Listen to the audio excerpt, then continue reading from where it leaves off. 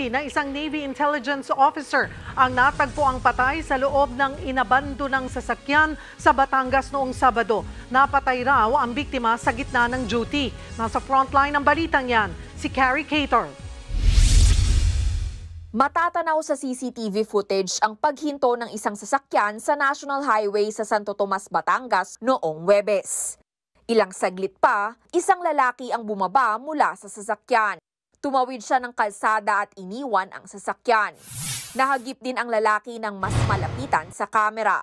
Napansin naman ng mga residente, magdamag nang nakaparada ang sasakyan, kaya agad itong itinimbre sa mga otoridad. Nang buksan ng mga pulis ang sasakyan, tumambad sa kanila ang bangkay ng isang lalaki. Nakita natin doon sa sasakyan, meron siyang mga dugo, then nakataod po siya, then sa likod po parang medyo may sugat po na sa bandang likuran niya.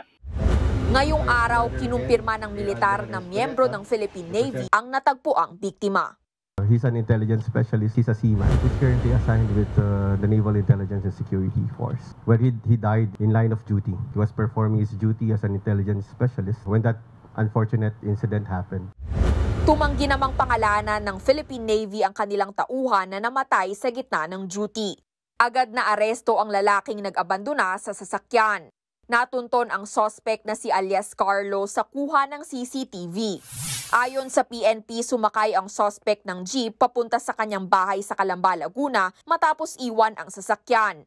Bukod sa kanya, nadakip din ng mga pulis ang kasabwat umano sa krimen na si alias J. Maril. Na-recover sa mga suspect ang isang baril, mga bala at kotse.